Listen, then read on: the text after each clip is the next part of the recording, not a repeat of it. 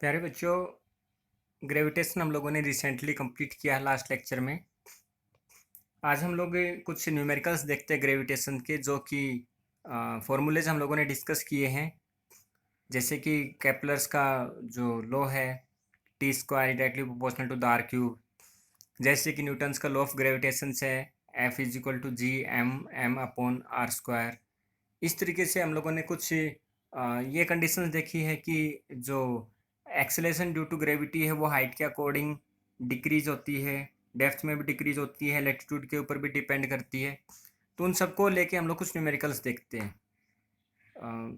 यदि आप लोग ज़्यादा आईआईटी की प्रिपरेशन करना चाहते हो तो आप मुझे मैसेज कर सकते हो। हम लोग उस लेवल तक के न्यूमेरिकल्स जो है वो भी देख सकते हैं।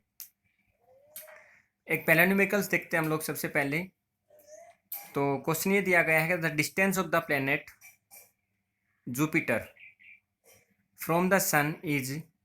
एक जुपिटर नाम का प्लेनेट है जिसकी सन से जो दूरी है वो 5.2 times that of the earth.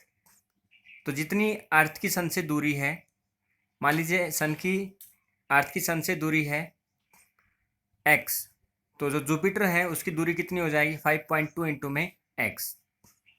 Find the period of revolution of Jupiter around the sun. तो ये कह रहा है कि जैसे अर्थ जो है अपना एक साल में एक चक्कर सन के कंप्लीट चारों तरफ रिवॉल्व करने में 1 ईयर लेती है, उसी प्रकार से जो जुपिटर होगा वो सन के चारों तरफ अपना 1 रिवॉल्यूशन कंप्लीट करने में कितना टाइम लेगा वो आपको कैलकुलेट करना है। क्योंकि बच्चों हम लोग ये जानते हैं कि जो केपलर्स का थर्ड लॉ है उसके अकॉर्डिंग क्या था, T square directly proportional to the R cube. मतलब कि जितना ज़्यादा हमारे पास में रेडियस बढ़ता जाएगा, radius means the distance from the sun, उतना ही टाइम पीरियड उस प्लेनेट का सन के चारों तरफ रिवॉल्यूशन करने में इंक्रीज होता जाएगा। ये हम लोग जानते हैं। तो यहाँ पे जो जो डाटा हम लोगों को दिया हुआ है उस डाटा को एनालिसिस करते और सोल्व करने की कोशिश करते हैं। तो देखिए, सबसे पहले गिवन दैट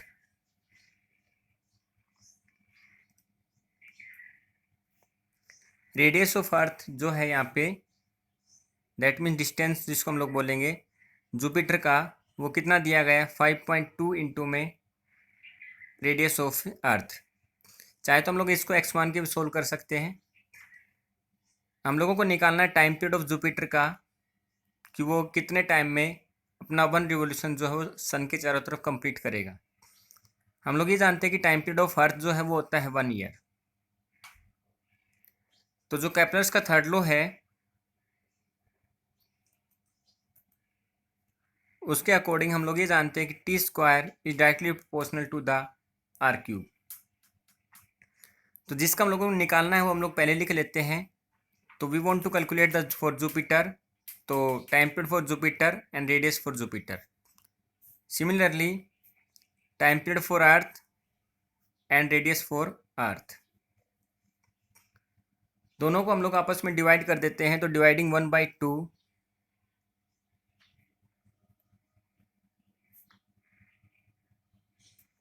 हमको क्या मिल जाएगा, तो यहाँ से आ जाएगा time period of J means Jupiter divided by time period of earth is equal to radius of Jupiter divided by radius of earth का क्यूब।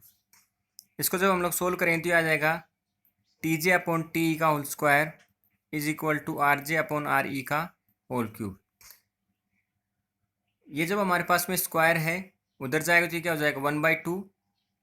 तो टी जे जो हम लोग को कैलकुलेट करना है, और टी जो है वो हम लोग जानते हैं 1 के बराबर होता है। आर जे जो है वो 5.2 है, किसका, आर ई का। तो 5.2 इंटू में आर ई, तो आर जे हम लोग क्या पुट कर सकते हैं 5.2 इंटू में आर ई। ये जो 1 है उधर जाएगा तो 1 का मल्टीप्लाई किसी के साथ भी करेंगे तो 1 ही हो जाएगा। ये 3 था और ये 2 जब उधर जाएगा तो ये हो जाएगा 3/2। आर ई से आर ई कैंसिल, तो टी जे की जो वैल्यू आएगी तो ये आ जाएगा 5.2 का क्यूब निकालेंगे और फिर जो आएगा उसको हम लोग उसके स्क्वायर रूट निकाल के कैंसिल कर देंगे। ठीक है। या फिर ये कह सकते हैं कि जब इसको सोल्व करेंगे तो 2 1 जा 1 2.5, मतलब 2 1 जा 1 करेंगे, 1 रिमेनिंग रहा, डेसिमल उतारेंगे 0 आएगा, 2 5 जा 10, मतलब इसको लिख सकते हैं 1.5। ठीक है। सोल्व करेंगे उसकी वैल्यू निकालेंगे तो ये आ जाएगा हमारे पास में 11.86 ईयर। बच्चों ये जो कैलकुलेशंस है आप ये कैलकुलेटर से कर सकते हो बहुत इजीली तरीके से। कैलकुलेटर में ये सब ऑप्शंस होते हैं कि किसी का क्यूब रूट निकालना है, किसी का स्क्वायर रूट निकालना है, तो now you can do this calculations from the calculators. Okay, तो on solving this value will become 11.86 year. मतलब कि जो जुपिटर है वो टोटल टाइम पीरियड जो लेगा सन के चारों तरफ वन रिवोल्यूशन कंप्लीट करने में, that is equal to 11.86 year. Okay, अगला क्वेश्चन बच्चों हम लोग देखते हैं। ये कह रहा है कि एक प्लेनेट है, कोई भी प्लेनेट हम लोग मान सकते हैं, जिसका जो टाइम पीरियड है वो अर्थ के टाइम पीरियड का 8 टाइम्स है। मतलब कि यदि हमारी अर्थ जो है वो x टाइम लेती है तो वो जो प्लेनेट है वो 8x टाइम लेगा, क्योंकि वो अर्थ के टाइम पीरियड का 8 टाइम्स है। Find the distance of this planet. तो आपको ये बताना है कि वो प्लेनेट कितनी दूर होगा फ्रॉम द सन, सन से। यदि अर्थ की दूरी सन से कितनी मान के चलते हैं हम लोग, 1 AU, मतलब 1 एस्ट्रोनॉमिकल यूनिट। बच्चों हम लोग ये जानते हैं कि जो लॉन्ग डिस्टेंसेज होते हैं उनको मेजरमेंट करने के लिए हमारे पास कुछ यूनिट होती हैं जो हम लोगों ने फर्स्ट चैप्टर में डिस्कस किया था, जैसे कि एस्ट्रोनॉमिकल यूनिट, जैसे कि लाइट ईयर, पारसेक, ये हम लोगों ने डिस्कस किया था। तो जो 1 एस्ट्रोनॉमिकल यूनिट होती है वो होती है 1.5 इंटू में 10⁻11 मीटर, 10⁻11 मीटर। ओके, तो अर्थ की जो सन से दूरी है वो है हमारे पास में इतनी। उस प्लेनेट का जो टाइम पीरियड है वो है 8 टाइम्स, तो उस प्लेनेट का जो डिस्टेंस है वो हम लोग को कैलकुलेट करना है। तो अगेन हम लोग यहाँ पे टाइम और जो डिस्टेंस का रिलेशनशिप होता है वो कैप्लर्स का थर्ड लॉ हम लोगों को बताता है। तो according to the Kepler's third law, T square directly proportional to the R cube. हम लोगों को जिसका निकालना वो ऊपर रख लेंगे, तो प्लेनेट, प्लेनेट इसको इक्वेशन नंबर 1, उसी प्रकार से earth, earth equation number second. First को डिवाइड करेंगे तो जहाँ से लिखेंगे जिसका निकालना ऊपर, तो T P divided by T square is equal to R P divided by R E का होल क्यूब। ओके, यहाँ से दोनों का स्क्वायर जो है इसको कॉमन ले लीजिए, तो टी पी अपॉन टी का square which is equal to R P upon R E का होल क्यूब।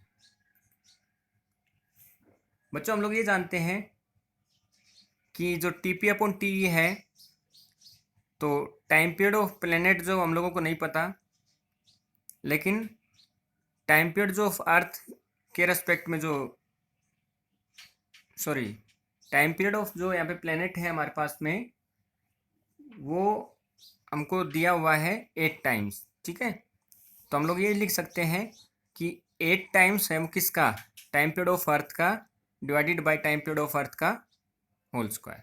ठीक है, क्योंकि वो लिखा हुआ है कि 8 times the earth year is equal to R P upon R E का होल क्यूब। जब ये टी से टी कैंसिल हो जाएगा और ये जब 3 है तो ये जब इधर आएगा तो ये क्या हो जाएगा, 1/3, तो ये हो जाएगा 8 to the power 2/3 is equal to R P upon R E. Okay, जब इसको सोल्व करेंगे तो ये जो 8 है इसको हम लोग लिख सकते हैं 2 की पावर 3, और ये है 2/3, तो इस 3 से 3 ये कैंसिल हो जाएगा, और इधर ये जो आर ई डिवाइड में है तो आर ई इधर मल्टीप्लाई में आ जाएगा और इधर बच जाएगा आर पी। आर ई जो है हमारे पास में यहाँ पे डिस्टेंस है, और आर ई जो डिस्टेंस है सन से वो दिया गया हम लोगों को 1 एस्ट्रोनॉमिकल यूनिट। तो हम लोग यहाँ पे पुट कर सकते हैं, तो यहाँ पे हो जाएगा 2 × 2 = 4, तो 4 इंटू में 1.5 इंटू में 10⁻11 is equal to R P. जब इसको सोल्व करेंगे तो आएगा 15×4 = 60, मतलब 6.0 इंटू में 10⁻11 is equal to R P. मतलब कि उस प्लेनेट का जो डिस्टेंस होगा हमारे पास में वो आ जाएगा 6.0 इंटू 10⁻11 मीटर, उस प्लेनेट का डिस्टेंस कहाँ से, सन से। ओके, अगला जो क्वेश्चन हम लोगों को दिया हुआ है वो देखिए, ये कह रहा है कि एक स्पेयर है हमारे पास में, ऐसा समझिए, a spare of mass 40 kg मतलब कोई स्पेयर है जिसका मास हमको दिया गया है 40 kg, तो लेट मी से दैट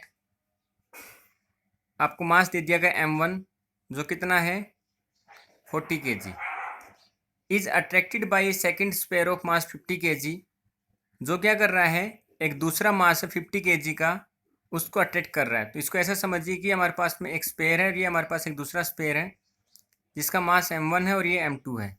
ये कितना है 40 kg और ये हमारे पास 50 kg, और ये क्या कर रहा है एक दूसरे को ये अट्रैक्ट कर रहे हैं। ठीक है, कितने फोर्स के साथ ये अट्रैक्ट कर रहे हैं, तो यहाँ पे जो फोर्स है हमारे पास ये है 0.02 ग्राम वेट। तो हम लोग ये जानते हैं कि बच्चों जो ग्राम वेट है वो हमारे पास में प्रैक्टिकल यूनिट है, हम लोगों को उसको ग्रेविटेशनल यूनिट में कन्वर्ट करना पड़ेगा। तो इसको पहले हम लोग केजी में कन्वर्ट कर लेते हैं, तो ये आ जाएगा 0.02 इंटू में 10⁻³ केजी में आ जाएगा। और जब इसको न्यूटन में कन्वर्ट करें तो ये आ जाएगा 9.8 से इसको मल्टीप्लाई करना पड़ेगा, तो ये हो जाएगा न्यूटन में कन्वर्ट। ये जो कन्वर्सेशन हम लोगों ने वर्क पावर एनर्जी में पढ़ा था कि किस प्रकार से जो प्रैक्टिकल यूनिट है हमारे पास में उसको जो थ्योरेटिकल यूनिट है उसमें कन्वर्ट करना पड़ता है। Okay, calculate the distance between the use. G जो हमको दिया गया है 6.67 इंटू 10⁻11 न्यूटन मीटर स्क्वायर पर केजी स्क्वायर। तो दो ऑब्जेक्ट है बच्चों, दोनों ऑब्जेक्ट एक दूसरे को अपनी तरफ खींच रहे हैं, एक फोर्स के थ्रू लगा रहे हैं। तो दोनों ऑब्जेक्ट के बीच में एक डिस्टेंस होगा, वो डिस्टेंस जो हम लोगों को यहाँ पे कैलकुलेट ही करना है। तो यहाँ से हम लोग देखें तो F है, m1 m2 है, G है, मतलब हमको ये समझ में आता है यहाँ पे न्यूटन्स का लॉ ऑफ ग्रेविटेशन जो है वो लग जाए। तो according to the Newton's law of gravitation वो होता है हमारे पास में F is equal to G m1 m2 upon R square. यहाँ से आर स्क्वायर की वैल्यू हम लोग को कैलकुलेट करनी है, तो आर स्क्वायर उधर जाएगा, तो ये हो जाएगा जी m1 m2 अपॉन F। ठीक है, जी की जो वैल्यू है वो पुट कीजिए 6.67 इंटू 10⁻11, m1 की वैल्यू 40, m2 की वैल्यू 50 डिवाइडेड बाई f जो है हमारे पास में, दैट मीन्स फोर्स की वैल्यू यहाँ पे दी गई है हमको, ये आ जाएगा 0.02 इंटू में 10⁻³ इंटू में 9.8।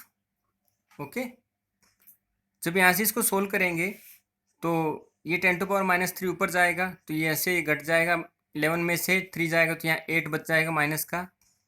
बाकी जो जो डेसिमल्स उनको हम लोग सोल्व कर सकते हैं, तो एक बार देख लीजिए। यहाँ से आ जाएगा 6.67, तो इसको हम लोग लिख सकते हैं राउंड ऑफ 7। ये है 10⁻11, ये जब मल्टीप्लाई करेंगे तो ये आ जाएगा हमारे पास में 2000, और 2000 को हम लोग लिख सकते हैं 2 इंटू में 10⁻³ डिवाइडेड बाई, जब ये 0.02 है तो इसको लिख सकते हैं 2 इंटू में 2 अपॉन 100 आएगा, और 100 जब ऊपर जाएगा तो ये हो जाएगा 10⁻+2, क्योंकि वो ऊपर जाएगा। ठीक है, 10⁻³ है यहाँ से, और इसको हम लोग राउंड ऑफ करके 10 कर सकते हैं, राउंड ऑफ करके। ठीक है, जब इसको सोल्व करेंगे तो R square is equal to आ जाएगा हमारे पास में, तो 3 और 2 5, तो 11 में से 5 गए। अच्छा, ये 3 भी ऊपर जाएगा, तो ये हो जाएगा 3 और 3 6, 6 और 2 8, तो 11 में से 8 गए तो ये बचेगा 3, तो 7 इंटू में 10⁻³ इंटू में 2 अपॉन 2 इंटू में 10, तो यहाँ से 2 से 2 कैंसिल, तो 7 इंटू में 10 ऊपर जाएगा तो ये हो जाएगा 10⁻⁴। ओके, अभी जो आर स्क्वायर है तो इसको हम लोग स्क्वायर रूट में कन्वर्ट करेंगे, तो ये आ जाएगा R is equal to 7 into में 10⁻⁴ का अंडर रूट, ये हम लोग कैलकुलेट ही कर सकते हैं। तो ये जो वैल्यू आएगी हमारे पास में, ये वैल्यू आएगी कि जो डिस्टेंस होगा बिटवीन द टू ऑब्जेक्ट्स वो हमारे पास में कितना निकल के आ जाएगा। ठीक है, ओके, अगला क्वेश्चन देखते हैं हम लोग जल्दी से। क्वेश्चन ये कह रहा है the centre of the two identical sphere are 50 centimetre apart, मतलब कि हमारे पास में दो स्पेयर है, तो इसका सेंटर और इसका सेंटर, दोनों स्पेयर का जो सेंटर है उन दोनों के बीच का जो डिस्टेंस है वो हमारे पास में 50 सेंटीमीटर, 50 सेंटीमीटर।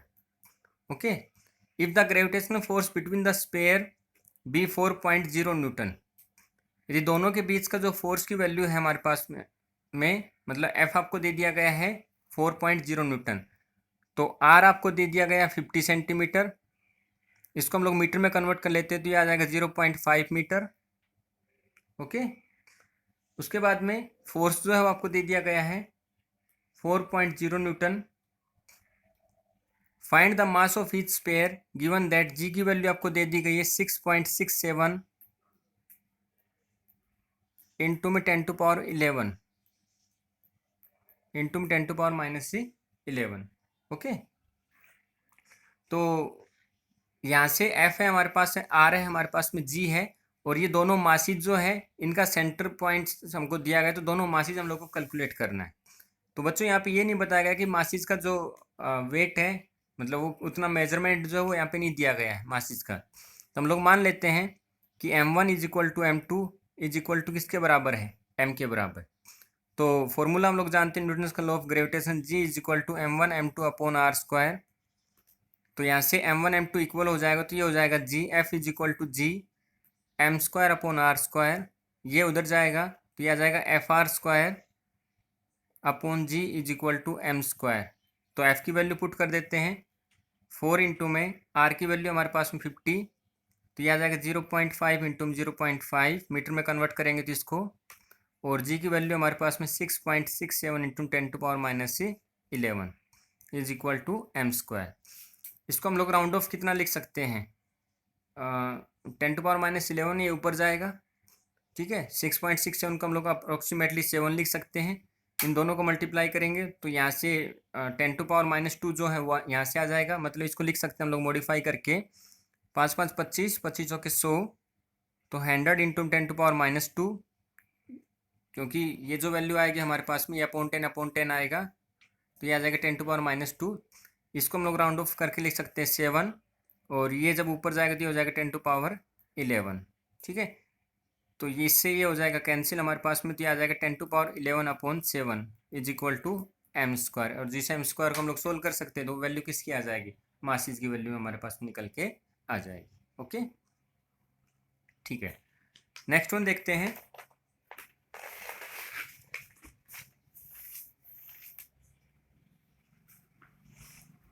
क्वेश्चन आपको ये दिया गया है कि एक बॉडी है,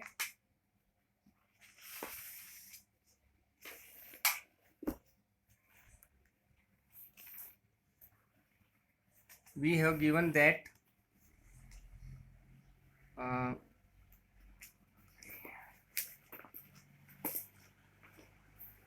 okay, now visible on camera, good। a body weighs 54 kg है, मतलब प्रैक्टिकल यूनिट आपको दी गई है फोर्स की। तो body weighs 54 kgf on the surface of earth, मतलब ये हमारी अर्थ है, इसके सरफेस के ऊपर एक बॉडी का जो वेट है वो हमको दिया गया है 54 kgf, kilogram force. How much will it weigh on the surface of Mars, मतलब उस बॉडी का मार्स जो प्लेनेट है उसके ऊपर कितना वेट होगा। Was mass is 1/9 and radius is 1/2 of that of earth, मतलब कि उसका जो मास है वो 1/9 हो जाएगा, और जो उसका रेडियस है वो अर्थ के रेडियस का 1/2 है, और अर्थ के मास का 1/9 है। किसका किसका मास और किसके रेडियस की बात हो रही है, तो मार्स प्लेनेट की, किसके कंपैरिजन में, अर्थ के कंपैरिजन में।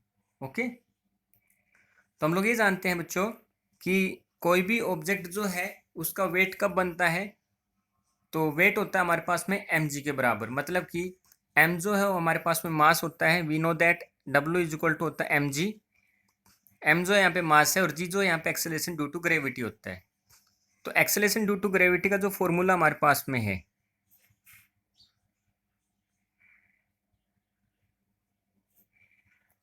तो acceleration due to gravity on earth surface is equal to gm upon R square. तो ये जो gm अपॉन आर स्क्वायर जो अर्थ सरफेस पे है ये हमको दे दिया गया 54 kgf, ठीक है। क्योंकि एक्सेलरेशन ड्यू टू ग्रेविटी ये बनाता है, और एक्सेलरेशन ड्यू टू ग्रेविटी क्या वजह से क्या होता है, किसी भी ऑब्जेक्ट का जो वेट मेजरमेंट किया जाता है। अभी जो नया एक्सेलरेशन ड्यू टू ग्रेविटी बनेगा हमारे पास में किसके ऊपर, मार्स प्लेनेट के ऊपर, तो आ जाएगा G dash is equal to G M dash upon R dash. तो जी जो वो ग्रेविटेशनल कांस्टेंट है, यूनिवर्सल ग्रेविटेशनल कांस्टेंट है, जिसकी वैल्यू जो है वो चेंज नहीं होती है। एम जो हमारे पास में मास आ जाएगा, तो मास कितना आ जाएगा 1/9 किसका, अर्थ का। तो ये हो जाएगा अर्थ के मास का m/9। m क्या है यहाँ पे, मास ऑफ अर्थ है, डिवाइडेड बाई r डैश जो है वो हो जाएगी अर्थ की रेडियस का हाफ, और इसका हमारे पास में स्क्वायर, रेडियस का स्क्वायर। ठीक है, जब इसको सोल्व करेंगे तो ये आ जाएगा g m/9 इंटू में r²/4, और ये 4 कहाँ चला जाएगा ऊपर, तो ये आ जाएगा हमारे पास में 4/9g m/r²। ठीक है, तो ये जो g m/r² जो है, तो ये gm/r² किसके बराबर है, 54 kgf के बराबर। तो ये आ जाएगा 4/9 इंटू में 54, 9 1 जा 1, 9 6 जा 54। ठीक है, तो टोटल आंसर आएगा 6 4 जा 24 kgf। मतलब कि यदि कोई बॉडी जिसका वेट अर्थ सरफेस के ऊपर 54 kgf होता है, उसी बॉडी को यदि मैं मार्स के ऊपर लेके जाऊंगा तो उस बॉडी का वेट जो है वो डिक्रीज हो जाएगा, और वो 54 की जगह हम लोगों को 24 kgf जो है वो देखने को मिलेगा। तो बच्चों एक चीज़ याद रखना, मास जो है वो कंजर्व होता है, वेट जो है वो कंजर्व नहीं होता, क्योंकि वेट जो है वो पुश और पुल के कारण बनता है। किसका पुश और पुल, तो एक्सेलरेशन ड्यू टू ग्रेविटी का पुश और पुल के कारण बनता है। ठीक है, ओके। नाउ अगला क्वेश्चन देखिए, ये कह रहा है कि एक हाइट है from the surface of the अर्थ। हम लोग ये जानते हैं कि बच्चों ग्रेविटी जो है वो हाइट के कारण जो है डिक्रीज होती है, और डेप्थ के कारण भी डिक्रीज होती है, और लैटिट्यूड के कारण भी डिक्रीज होती है। तो ये कह रहा है कि एक बॉडी है जिसको हम लोग एक हाइट के ऊपर लेके जाते हैं। तो मान लीजिए ये हमारे पास में अर्थ है, इस अर्थ से एच नाम की हाइट के ऊपर मैं उस बॉडी को लेके गया, जिसकी वजह से जो अर्थ की ग्रेविटेशनल फील्ड है, जो अर्थ उस बॉडी के ऊपर ग्रेविटी फोर्स लगा रही थी, वो ग्रेविटी फोर्स डिक्रीज हो जाता है। और वो कितना बन जाता है, तो वो हमारे पास में 40% बन जाता है।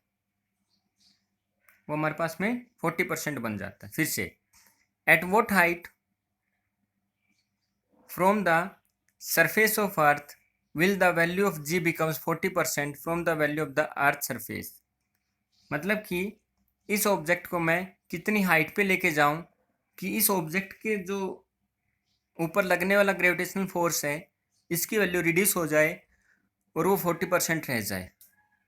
ठीक है, तो रेडियस ऑफ अर्थ जो है यहाँ पे दी गई 6.4 इंटू 10⁻6 मीटर। तो बच्चों हम लोग ये जानते हैं कि जब ऑब्जेक्ट को हम लोग एक हाइट के ऊपर लेके जाएंगे जहाँ पे उसकी ग्रेविटी अर्थ की 40% रह जाएगी, तो वहाँ पे एक नई ग्रेविटी बनेगी, क्योंकि मैक्सिमम ग्रेविटी किसके ऊपर होती है, अर्थ सरफेस के ऊपर होती है। तो एक नया जो जी डैश हमारे पास बनेगा वो बन जाएगा 40% किसका, ओरिजिनल जी का। फिर से वो कह रहा है कि किस हाइट पे लेके जाऊं कि बिकम्स मतलब 40% हो जाए। तो जो पुराना जी है उसका 40% क्या बन जाएगा, नया जी हो जाएगा। आर जो है रेडियस ऑफ अर्थ हमको दे दी गई 6.4 इंटू 10⁻6 मीटर। हम लोग ये जानते हैं कि जब ऑब्जेक्ट एक हाइट पे जाता है तो उसका जो नया जो जी बनता है, दैट मीन जी डैश जो बनता है, उसका एक फॉर्मूला होता है हमारे पास में, हम लोगों ने पीछे सोल्व किया हुआ है। That is equal to G dash, और ये आ जाएगा हमारे पास में GR² इंटू में R प्लस का H²। ठीक है, तो ये जो जी डैश है हमारे पास में, ये जी डैश है किसके बराबर, पुराने जी के 40% के बराबर। तो जब हम इसको सोल्व करेंगे तो क्या लिख सकते हैं, 4/10। तो ये आ जाएगा नया जी डैश किसके बराबर हो जाएगा, 4/10 पुराने जी के बराबर। और ये हम लोग फॉर्मूला जानते हैं जब चेंज होता है हाइट के कारण। तो यहाँ से जी से जी कैंसिल, 2 2 जा 4, 2 5 जा 10। तो ये आ जाएगा 2/5 is equal to R² into में R प्लस H²।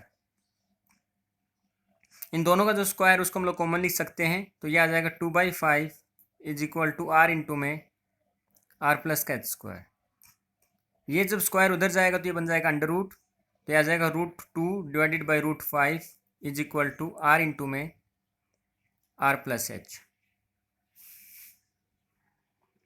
यहाँ से सोल्व करेंगे तो इस वैल्यू को हम लोग इन्वर्ट कर सकते हैं, तो ये हो जाएगा √5/√2 because of we want to remove the r from here and want to calculate the value of h। तो यहाँ से आ जाएगा ये हमारे पास में is equal to r plus H divided by r। यहाँ से जो है हम लोग r जो हो कॉमन ले सकते हैं, तो ये आ जाएगा √5 डिवाइडेड बाई √2। r कॉमन लेंगे तो r डिवाइडेड बाई r, यहाँ से आ जाएगा 1 प्लस का h बाई r। तो ये कैंसिल हो जाएगा, 1 जो ये इधर जाएगा तो ये आ जाएगा √5/√2 माइनस का 1 इज इक्वल टू h/r। ये जो r है ये इधर आ जाएगा हमारे पास में, तो यहाँ से सोल्व करेंगे तो यहाँ से एलसीएम लेंगे तो √5/√2 इज इक्वल माइनस का 1/1, जो इसका एलसीएम लेंगे तो आ जाएगा √5 माइनस का √2/√2 इंटू में r is equal to h। क्योंकि r डिवाइड में इधर आएगा तो मल्टीप्लाई में हो जाएगा। h की वैल्यू कैलकुलेट करने पे √5 की जो वैल्यू आप यदि लॉगरिथम आपको देखनी आती तो ठीक है, नहीं तो आप कैलकुलेटर में वैल्यू पुट कर सकते हो √5 की, और आपको वैल्यू आ जाएगी यहाँ से 2.23 माइनस का 1.414। √2 की सब लोग जानते हैं 414 इंटू में रेडियस ऑफ अर्थ है वो 6.4 इंटू 10⁻6 है, और ये हमारे पास में h है। जब सोल्व करेंगे तो यहाँ पे आ जाएगा 3.72 इंटू में 10⁻6 मीटर। मतलब कि यदि किसी भी ऑब्जेक्ट को मैं अर्थ सरफेस से इतनी हाइट पे लेके जाता हूँ तो वहाँ पे जो एक्सेलरेशन ड्यू टू ग्रेविटी है वो हमारे पास में 40% हो जाती है, मतलब 60% एक्सेलरेशन ड्यू टू ग्रेविटी जो वो रिड्यूस हो चुकी होती है। इसी क्वेश्चन में एक लैंग्वेज का खेल देखिए बच्चों कि कैसे आपको लैंग्वेज के थ्रू क्वेश्चन में घुमाया गया है। दोनों क्वेश्चन आपको सेम लगेंगे लेकिन लैंग्वेज का गेम समझिए। इसमें ये कह रहा है कि at what height from the surface of earth will the value of G becomes, मतलब हो जाती है 40%, 60% गायब हो चुकी है, तो the value of G becomes 40% from the value of the surface of earth. इस क्वेश्चन में समझिए, at what height from the surface of earth will the value of G reduced by 36%, मतलब कि उसमें 40% हो जाती है और इसमें 36% रिड्यूस होती है, मतलब बची हुई कितनी है, तो 64% इसमें बची हुई है और उसमें 40% बची हुई है। समझ पा रहे हो? तो इसमें 100 माइनस करना पड़ेगा और उसमें 100 माइनस नहीं करना पड़ेगा। तो सेम क्वेश्चन है, थोड़ा सा लॉजिकल है। तो देखिए यहाँ से जो नया जी डैश हमारे पास बनेगा एक हाइट पे ले जाने के कारण वो बनेगा 36 रिड्यूस हो चुकी है तो 64% हमारे पास बचा हुआ है, तो 64/100 इंटू में पुराने जी का। ठीक है, फॉर्मूला हम लोग जानते हैं, जी डैश इज इक्वल टू क्या होता है, GR² इंटू में R प्लस एच का स्क्वायर। जो नया जी डैश बना वो कितना बना पुराने का, तो ये आ जाएगा हमारे पास में 64/100 पुराने का G is equal to GR² into में R प्लस एच स्क्वायर। तो इस जी से ये जी कैंसिल, ये दोनों का जो स्क्वायर है ये उधर जाएगा, तो ये आ जाएगा हमारे पास में 8/10 is equal to R² into में R प्लस एच का स्क्वायर। ओके, यहाँ से जब कैलकुलेट करेंगे तो ये आ जाएगा 10/8, क्योंकि हम उसको यहाँ से h की वैल्यू निकालना चाहते हैं, तो डिनोमीटर में रह के तो h की वैल्यू निकल नहीं सकती है, तो हम लोग उसको न्यूमरेटर में लेके जाते हो तो इसको क्या कर देते हैं, इन्वर्ट कर देते हैं, घुमा देते हैं।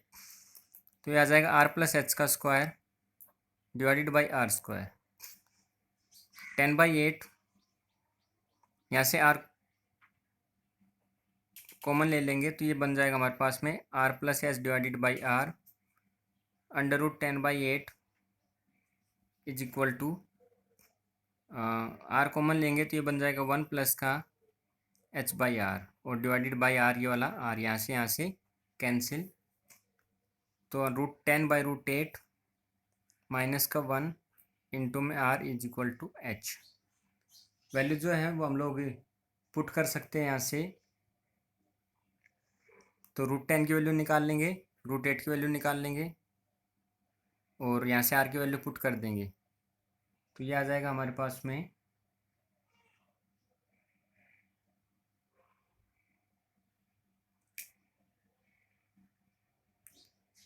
सॉरी माय मिस्टेक बच्चों, एक्चुअली हम लोग यहाँ पे 64/100 जो था वो तो ऑलरेडी हम जब स्क्वायर उधर लेके गए तो तभी तो ये 8/10 बना, क्योंकि 64 का स्क्वायर क्या हो जाएगा 8, और 100 का स्क्वायर रूट हो जाएगा हमारे पास में 10। तो ये स्क्वायर यहाँ से कैंसिल हो जाएगा, तो यहाँ से भी कैंसिल हो जाएगा बच्चों, यहाँ पे माय मिस्टेक, यहाँ से भी कैंसिल हो जाएगा, यहाँ से भी कैंसिल हो जाएगा, और ये यहाँ से भी कैंसिल हो जाएगा। ठीक है, तो यहाँ पे बचेगा 2 4 = 8, 2 5 = 10।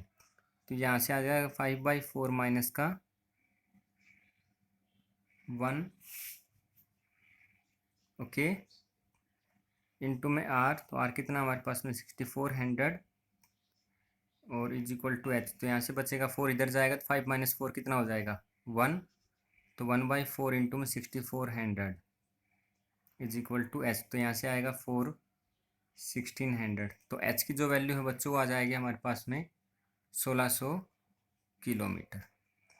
दैट मीन्स यदि हम लोग किसी ऑब्जेक्ट को अर्थ सरफेस से 1600 किलोमीटर की हाइट पे लेके जाएंगे तो उस ऑब्जेक्ट की जो ग्रेविटी है, मतलब उस ऑब्जेक्ट के ऊपर लगने वाला जो ग्रेविटेशनल फोर्स है वो रिड्यूस हो जाएगा कितने परसेंट, 36%, और वहाँ पे जो एक्सेलरेशन ड्यू टू ग्रेविटी है वो हमारे पास में 64% जो है वो बच जाएगा।